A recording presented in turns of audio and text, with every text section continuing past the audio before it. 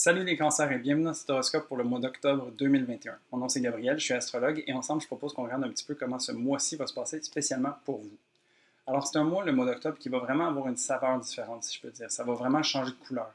Il y a beaucoup de planètes qui vont changer de direction. Donc déjà on entre dans le mois avec Mercure qui est en rétrograde, on va voir un petit peu qu'est-ce que ça veut dire. Et puis, à travers le mois, il y a Pluton, Saturne, Jupiter et Mercure qui vont changer de direction, qui vont redevenir directs. Alors en ce moment, ils sont en train de se promener à reculons, si on peut dire, dans le ciel, et donc à certaines dates précises, elles vont se mettre à réavancer. Ce qui va se faire ressentir un petit peu comme s'il y a un certain mouvement ou un déblocage qui se fait ressentir. Donc, il y a beaucoup de travail intérieur qui s'opère depuis quelques temps, et puis là, avec ces reprises de mouvements directs, ça va donner un petit peu un souffle, puis ça va faire du bien. Ça va rendre un petit peu concret tout le travail qu'on est en train de faire à l'intérieur de soi. Sinon, c'est à noter qu'il y a beaucoup de carrés, donc de tensions entre le signe de la Balance et le signe du Capricorne. Ça va être intéressant de voir ça parce que ça va être vraiment couvert de tous ces angles. J'ai l'impression que Pluton, qui est en Capricorne, va venir toucher à beaucoup de planètes personnelles. Pour vous, ça se joue principalement entre la maison 4 et la maison 7. Alors, la maison 4 qui parle de votre foyer, de votre intimité personnelle et de votre famille, si on peut dire. Et puis la maison 7, c'est les relations. Donc, c'est avec les relations de couple, les relations amicales, les relations partenaires d'affaires, ce genre de choses-là. Donc, ça va être ces deux sujets-là qui vont être principalement touchés pour vous pendant le mois d'octobre. Alors, on débute le mois du 28 septembre au 3 octobre avec Mercure rétrograde en Balance qui fait un carré à Pluton en Capricorne. Mercure, c'est une planète qui parle de communication, d'échange avec les autres, qui est une planète mentale et qui parle de l'intellect, en fait. C'est le rationnel. En Balance, toujours tourner un petit peu sur les autres, il y a une certaine légèreté, il y a un besoin de fluidité, d'aisance avec les autres, puis quand même assez confortable dans ce signe-là. La rétrogradation fait en sorte que ce travail est très intériorisé. Donc, on est en train de revoir, de revisiter, de repenser à plusieurs choses qui se sont passées depuis les derniers temps, et puis de reconsidérer d'une certaine manière, de se permettre de voir les choses de différents angles de vue pour voir comment est-ce qu'on peut les intégrer. Qu'est-ce qu'on a envie de garder, qu'est-ce qu'on a envie de laisser tomber, ce genre de choses-là. Et puis le carré de Pluton va venir aider à ça. Donc le carré, c'est un aspect de tension, et puis Pluton, c'est une planète qui vient focaliser les choses. Donc Pluton en Capricorne est en train de faire un travail de fond, et puis va venir toucher à Mercure et lui montrer du doigt vraiment les choses qui ont besoin d'être transformées. Quelles sont nos peurs, quels sont nos blocages, quels sont nos traumas peut-être qui font resurface et qui nous empêchent d'être aussi aisés avec les autres. Parce qu'on parle vraiment, tu sais, comme dans l'énergie de la balance, de cet échange avec les autres. Alors, Pluton va venir montrer du doigt les choses qui ont besoin d'être transformées et va nous aider à reconsidérer aussi beaucoup de choses. Parce qu'on pourrait dire que Mercure en Balance est un petit peu plus superficielle ou aérienne. Et puis, Pluton en Capricorne, c'est un poids lourd qui vient parler de ce qui se passe en dessous, de voir sur quoi est-ce que Mercure se pose pour interagir avec les autres. Et puis, Pluton s'assure que les fondations sont solides. Alors, pour vous, ça se joue entre la maison 4 et la maison 7. Alors, la maison 4 qui parle de votre intimité personnelle, qui parle de votre foyer, de votre famille, des gens qui sont très proches de vous, de vos racines, justement, de vos fondements. Alors, il y a déjà ce travail qui est opéré un petit peu avec l'énergie de Mercure. Et puis, Pluton, en maison 7, va venir poser des questions par rapport à vos relations. Alors, vraiment, comment est-ce que les relations intimes ou engagées que vous avez avec les autres viennent affecter votre vie familiale, votre foyer et tout ça. Donc, il y a ces questionnements-là qui vont venir se poser pour vous. Ensuite, le 6 octobre, nous avons une nouvelle lune en Balance. Donc, une nouvelle lune, c'est un moment pour planter des graines, poser des intentions qu'on veut voir fleurir dans le futur. Et donc, ici, dans l'énergie de la Balance, ça va être, encore une fois, tourner vers l'autre, tourner vers l'équilibre, l'harmonie. On cherche vraiment à avoir une espèce de cohésion, qu'on soit bien, qu'on soit entouré de beau, que ce soit léger, facile. Il y a vraiment cette idée-là aussi. Donc, c'est des idées très vénusiennes qui nous viennent. Et puis donc, pour vous, ça se joue dans la maison 4, donc dans la maison du foyer. Comment est-ce que vous pouvez peut-être harmoniser vos lieux, purifier vos lieux, faire en sorte que c'est léger, que vous pouvez retourner à la maison dans votre chez vous, puis vous pouvez être bien, vous poser, puis être vraiment comme agréable. Permettre aussi d'être agréable avec les autres, donc les gens que vous permettez de venir chez vous, faire en sorte qu'il y ait une belle harmonie qui s'installe pour vous. Ensuite, du 4 au 11 octobre, on a le Soleil en Balance qui va venir faire une conjonction avec Mars en Balance. Le Soleil est un principe d'ego et de vitalité, c'est notre personnalité profonde, si on peut dire, qu'est-ce qu'on a envie de rayonner. Et dans le signe de la Balance, c'est tourné vers les autres, comme je le répète un petit peu depuis le début. Et puis, le Soleil se trouve à être en chute dans ce signe. Donc, une chute, ça veut dire que le soleil est un petit peu incommodé, n'est pas tout à fait à l'aise un petit peu d'être dans ce signe-là. Parce que le soleil est habitué de prendre la place, de briller, de ne pas nécessairement prendre en considération les autres. Tu sais, le soleil brille pour tout le monde. Et donc, dans le signe de la balance, il y a cette idée aussi de faire attention aux autres. Et donc, j'aime bien cette image d'imaginer le soleil entouré de miroirs. Tu sais. Donc, les miroirs vont venir faire le reflet des autres, en fait. Donc, c'est l'énergie de la balance. Et puis, quand le soleil frappe le miroir, c'est comme s'il était amplifié. Tu sais. On peut se brûler, on peut aveugler, on peut vraiment faire des choses qui peuvent être inconfortables. Et donc, le soleil a besoin de prendre en considération un petit peu toutes ces choses-là pour s'assurer de briller au maximum sans nécessairement brûler ou aveugler les autres autour de lui. Et donc, le soleil n'est pas très à l'aise de faire ça parce qu'il est habitué de rayonner pour lui, mais là, il se voit aussi devoir rayonner à travers les autres. Alors, il y a c'est pour ça qu'on dit qu'il est en chute. Mars, quant à lui, est une planète d'action, d'assertivité, qui a envie de trancher, qui a envie de prendre sa place et tout ça, tu sais. Et puis, Mars est confortable dans le signe du Bélier, qui est en face du signe de la Balance. Alors ici, en Balance, Mars a besoin de prendre en compte l'opinion de tout le monde, l'opinion des autres, s'assurer que les décisions qu'il va prendre pour lui ne vont pas affecter négativement les autres ou faire en sorte que les autres ne l'affectent pas négativement. Donc, il y a vraiment ce besoin d'équilibre aussi qui vient s'installer avec un Mars en Balance. Ici, Mars est en exil parce que c'est comme s'il n'était pas du tout chez lui. C'est vraiment, il n'a pas tous les outils nécessaires, il n'a pas nécessairement le tact pour œuvrer à 100% dans le groupe, mais néanmoins, c'est ça qui est demandé ici. Alors, les deux ensemble, Mars et le Soleil, vont venir en conjonction et donc s'allumer ensemble. Donc, ça va être vraiment de voir comment est-ce qu'on peut prendre sa place, s'assumer, sans nécessairement être au détriment des autres et non plus à son propre détriment. Donc, il faut vraiment trouver un certain équilibre à l'intérieur de nous et être capable de le manifester à l'extérieur, donc à travers nos actions. Donc ici, ça va vraiment être un jeu d'équilibre, en fait, à œuvrer. Ça se passe toujours dans la maison 4 pour vous, et donc la maison 4 qui parle de votre famille, votre foyer, il y a un gros travail sur votre foyer qui se perd pendant ce mois d'octobre, et voir un petit peu comment est-ce que vous êtes à travers tout ça. T'sais, qui est-ce que vous êtes?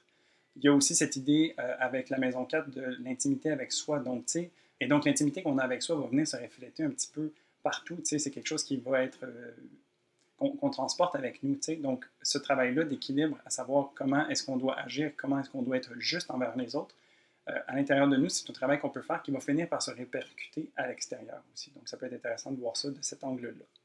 Ensuite, du 16 au 18 octobre, on a le Soleil en Balance, donc, qui va faire son carré avec Pluton en Capricorne. Alors, le Soleil est en train de trouver sa place un petit peu à travers l'énergie de la Balance, va venir rencontrer Pluton qui va lui dire, encore une fois, qu'est-ce qui a besoin d'être changé.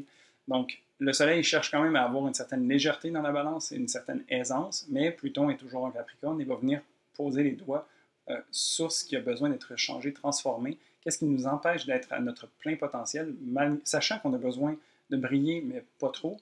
Donc, vraiment, il va faire ressortir un peu des inconforts, si je peux dire, des choses qui sont sous-jacentes sur lesquelles on se pose, qui peuvent nous déstabiliser pendant un certain temps, mais c'est toujours dans l'idée de pouvoir restabiliser mieux après.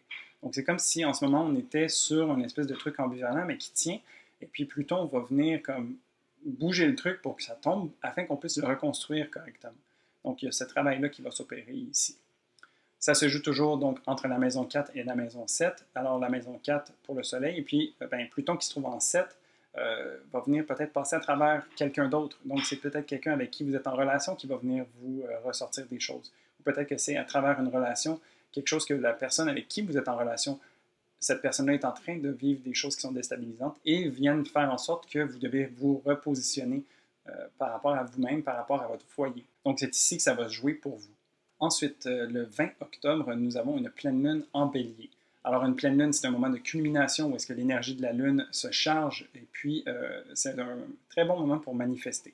Donc, manifester, c'est vraiment de voir cette culmination d'énergie. Après, on laisse aller, on fait tabula rasa devant nous pour laisser de l'espace pour que cette chose qu'on souhaite manifester puisse venir à nous. Dans l'énergie du Bélier, il y a cette idée de projet, de suivre son cœur, de pouvoir se lancer, d'être fougueux. Donc, il y a vraiment qu'est-ce qu'on a envie de voir dans le monde, qu'est-ce qu'on a envie d'être, qu'est-ce qu'on a envie de manifester. Donc, il y a vraiment une énergie très vive ici. Ça peut faire aussi écho à la nouvelle lune qu'il y a eu il y a 6 mois de ça, où est-ce qu'on a planté des graines. Donc, ça pourrait être intéressant de revisiter un petit peu c'est quoi les projets que vous aviez envie de lancer à ce moment-là, puis voir comment est-ce que ça prend fruit maintenant, comment est-ce que ça s'est manifesté, comment est-ce que ça se manifeste peut-être, et puis où est-ce que vous avez envie d'aller à partir de maintenant. Pour vous, ça se joue dans la maison 10, et donc c'est au niveau de la carrière, c'est au niveau de votre vie publique. Qu'est-ce que vous avez envie d'être? Quelle image est-ce que vous avez envie de projeter à l'extérieur? C'est quoi le souvenir que vous voulez que les autres aient de vous? Donc, c'est vraiment une maison qui est très publique, qui peut faire écho à la carrière, oui, et aussi, comme juste à votre présence, à ce que les autres captent de vous. Donc, dans ce sens-là, qu'est-ce que vous avez envie d'émaner ou qu'est-ce que vous avez envie de faire, de laisser jaillir?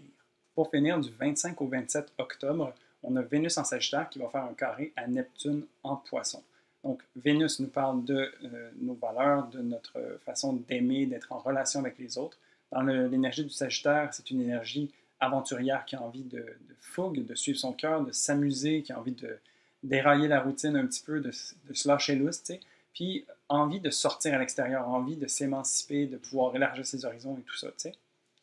Le carré, donc, c'est un aspect de tension, et puis il est avec Neptune. Neptune, qui est une planète très spirituelle, très inspirée, qui va amener beaucoup de créativité, mais aussi beaucoup de connexion à plus grand que soi. Donc, une déconnexion un petit peu du monde réel. Donc, ici, d'autant plus dans l'énergie du poisson, il y a cette idée de connexion avec le 1, de pouvoir se laisser inspirer, se laisser porter. Puis vraiment, comme il y a un gros lâcher-prise avec un Neptune en poisson. Les deux sont donc en tension, mais ce qu'on peut voir, c'est que l'énergie du Sagittaire et du Poisson sont reliées par un fil. Et puis ce fil-là, c'est Jupiter, qui est le maître de ces deux signes.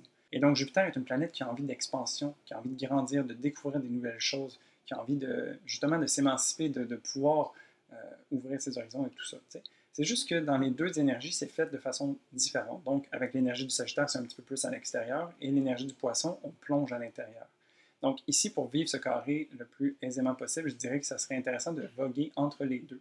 Donc oui, de se laisser partir à l'aventure, puis de connecter avec des nouvelles choses, puis se laisser découvrir un nouveau monde, mais aussi de se permettre cette aventure-là à l'intérieur de soi et de pouvoir connecter avec la découverte de son propre cosmos, de pouvoir se laisser inspirer peut-être par des choses à l'intérieur de nous qui pourraient nous amener à l'extérieur. Donc c'est vraiment de jongler un petit peu avec les deux, qui sont très dans une saveur spirituelle, si on peut dire, ou une saveur qui nous amène à découvrir des choses nouvelles par rapport à nous, que ce soit à l'intérieur ou à l'extérieur de nous, et donc de vraiment grandir à travers ça. Pour vous, ça se passe entre la maison 6 et la maison 9. Donc la maison 6 qui parle de la routine, du travail, de votre santé, et donc l'énergie du Sagittaire vous offre l'opportunité de vraiment suivre votre cœur, suivre votre voix, qu'est-ce qui vous met en joie par rapport à ça. Aussi, le Sagittaire n'aime pas trop la routine, alors comment est-ce que vous pouvez peut-être dérailler votre routine pour vous permettre de nourrir un peu ce désir d'aventure et de changement, t'sais? Pour la maison 9, avec Neptune, ici, c'est vraiment comme qu'est-ce que vous pouvez découvrir à un niveau spirituel? Comment est-ce que vous pouvez ouvrir votre horizon et vous permettre de découvrir des choses qui viennent peut-être aussi de cultures différentes? Donc, ça pourrait être intéressant de voir comment est-ce que, peut-être en allant piocher à droite, à gauche, à travers différentes cultures, qu'est-ce qui peut être apporté chez vous et qu'est-ce qui peut vous permettre de grandir davantage à un niveau personnel. Et donc voilà, ça fait le tour du mois d'octobre. Comme je disais, un mois avec une couleur un petit peu différente, qui va venir être épaulé, si on peut dire, par Pluton qui va mettre le doigt sur certaines choses qui ont besoin d'être transformées. Et puis, ben, ça va être intéressant de voir en fait qui on va être suite à ce mois-ci. Je dirais aussi de porter une attention particulière à Vénus pour ce mois-ci et pour les mois à venir jusqu'à la fin de l'année 2021. Parce que Vénus, c'est une planète qui va être quand même beaucoup titillée pendant le mois d'octobre. Alors, je parlais qu'il y a beaucoup de carrés entre la Balance et le Capricorne. Vénus maîtrise le signe de la Balance. Alors, à chaque fois qu'il y a un contact avec une planète dans le signe de la Balance, Vénus est rattachée à ça d'une certaine manière. Alors, ici, vraiment, de porter attention à Vénus, de porter attention où est-ce qu'elle se trouve dans votre carte et dans le ciel pour pouvoir la nourrir au maximum pour que ça soit vécu le plus aisément possible. Parce qu'elle va être challengée, puis ça va être challengeant peut-être à un niveau, au niveau de nos valeurs. T'sais. Donc, vraiment de porter une attention particulière sur Vénus, ça pourrait être un bon conseil pour les mois à venir. Et donc, voilà, ça fait le tour du mois d'octobre. Sur ce, je te souhaite un très beau mois et je te dis à la prochaine pour un prochain horoscope. Salut!